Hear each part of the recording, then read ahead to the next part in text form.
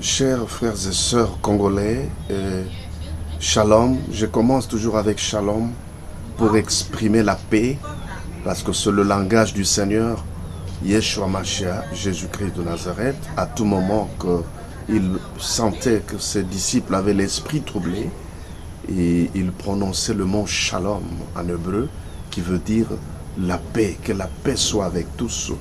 Je viens aujourd'hui, juste par le canal de cette vidéo, que je fais rapidement, exhorter et répondre à un besoin. Surtout, vous savez que j'avais déjà présenté mes condoléances, même si ce n'est pas nous-mêmes qui sommes éprouvés qui devons présenter des condoléances, mais au moins le monde de compassion par mes anciennes vidéos, vous pouvez les lire sur mes YouTube, sur mes pages Facebook, Valentin Kaninda. J'avais présenté les mots de compassion et de consolation à toutes les familles éprouvées à l'occasion des marches organisées par le peuple congolais qui réclamait la convocation des élections et déposer le préavis pour le locataire. C'est-à-dire que, conformément à la Constitution, tout président de la République arrivé en fin mandat, il doit, étant pouvoir organisateur, doit donner les moyens possibles pour que l'organe technique, qui est la CNI, organise des élections. Mais cela n'a pas été fait et les autorités de la place n'ont pas bien digéré ça. Ils ont voulu empêcher la marche et ça a tourné en vinaigre. Et nous savons les conséquences.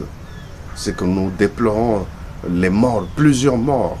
Et je viens d'apprendre encore qu'il y a plus de centaines de morts sur le fleuve Congo et qui doivent être jetés dans l'eau.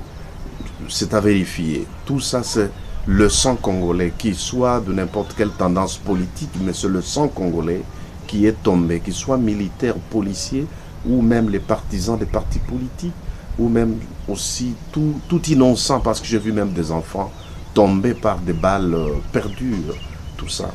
Alors, je viens répondre à un besoin, et puis encourager. Le besoin est que j'ai le devoir pastoral.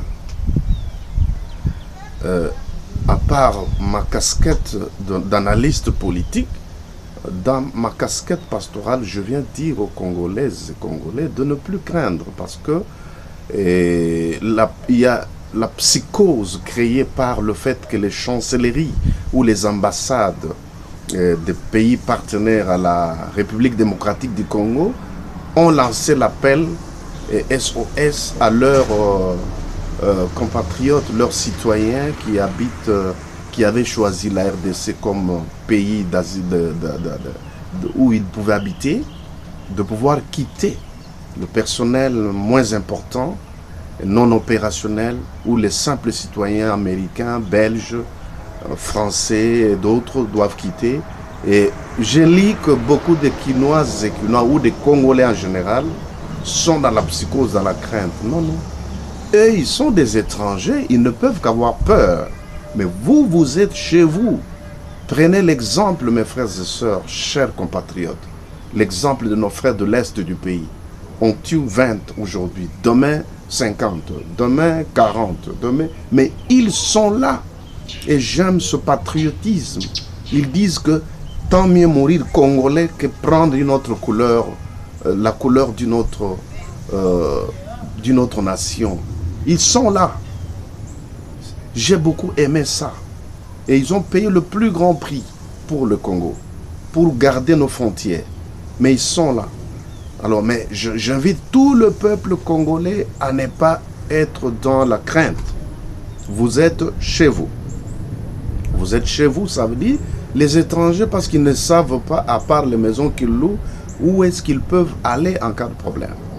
Maintenant, de deux, je lance aussi l'appel aux autorités du pays, parce que j'ai suivi monsieur le ministre Lambert Mende, de la communication, porte-parole du gouvernement, en train de dire que cet appel des États-Unis à ses citoyens de quitter le pays, cet appel montre que les États-Unis préparent le chaos en République démocratique du Congo, comme ils l'ont fait en Libye, en Irak et partout ailleurs.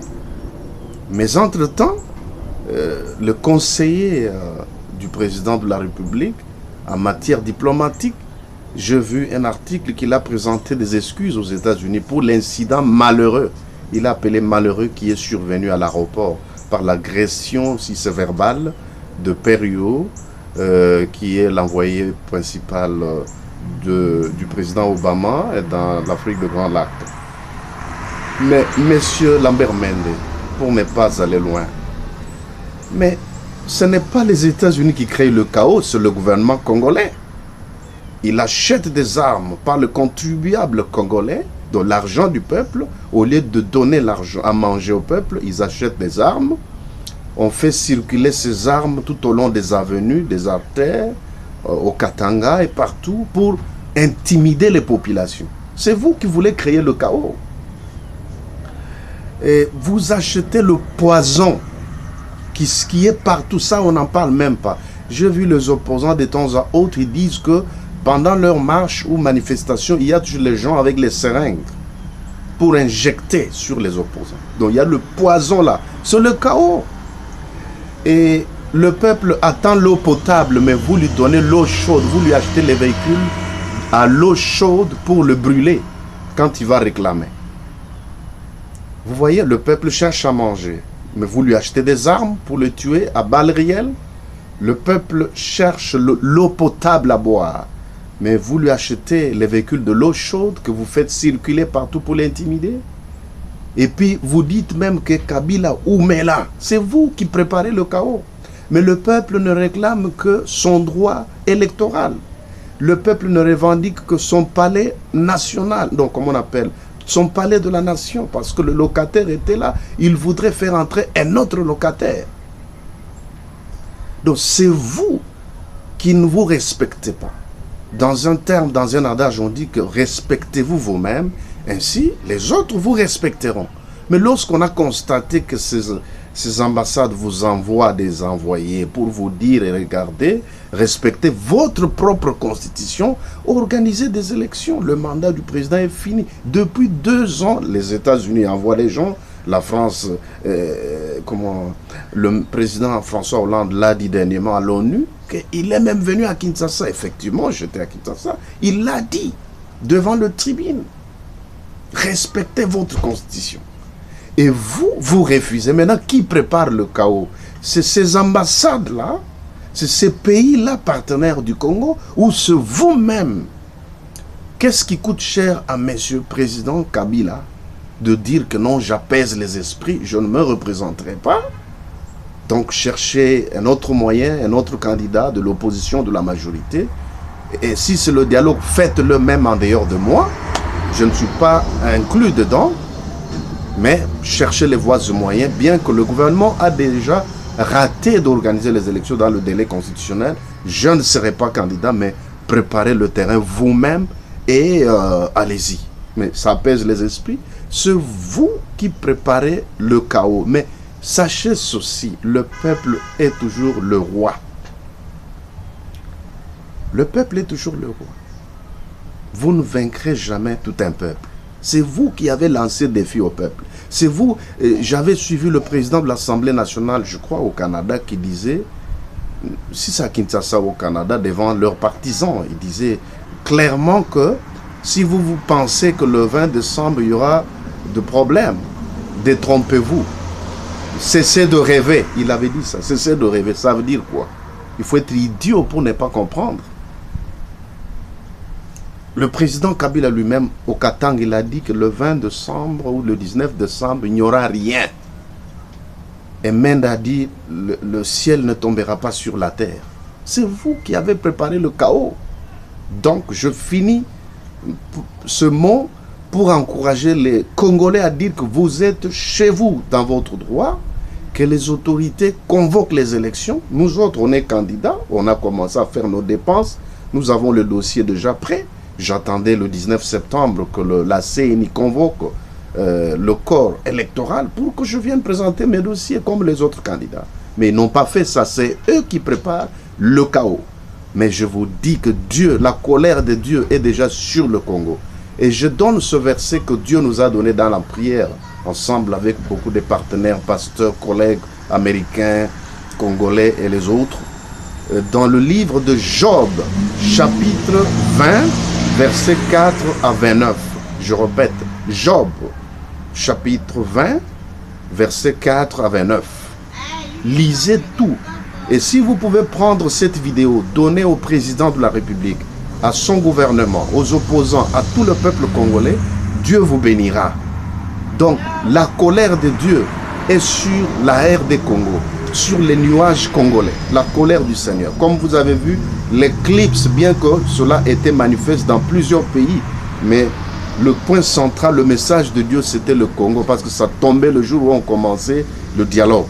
Voilà un peu ce que j'ai voulu dire à monsieur le ministre, au peuple congolais de prendre courage. Vous êtes chez vous, les étrangers peuvent être effrayés, mais pas vous. Vous êtes chez vous, dans votre droit, et je demandais aux autorités de convoquer le corps électoral, et dès que c'est convoqué, nous sommes en septembre, vers la fin, en octobre, je descends à Kinshasa, déposer mon dossier de candidature à la présidentielle. Parce que nous voulons que Dieu prenne les choses maintenant dans ce pays-là. Vous avez vu que la franc-maçonnerie, vous avez vu que l'occultisme a porté le sang qui coule tous les jours comme l'eau du robinet. Mais maintenant, c'est le temps de Dieu. Sa colère est là pour frapper les méchants, d'où qu'ils viennent, les méchants qui soient de l'opposition ou de la majorité ou de la société civile. La méchanceté est au bout, sans enflammer la colère de Dieu qui est déjà sur notre pays. Donc restez en paix et que ceux qui doivent se repentir se repentent et revenez sur la bonne voie et Dieu vous aidera, vous les autorités, vous le peuple congolais et vous les acteurs politiques. Merci beaucoup. C'était votre humble serviteur, l'apôtre Valentin Vaillant Kaninda, et pour les intimes, apôtre Vaillant Kachis. Merci et que Dieu bénisse notre pays, la République démocratique du Congo, que nous devons faire un autre grand Congo. Parce que dans ce Congo, il y a un autre grand Congo qui doit naître, qui doit sortir. Et c'est cela notre vision. Merci beaucoup. Bye bye. Be blessed. Thank you.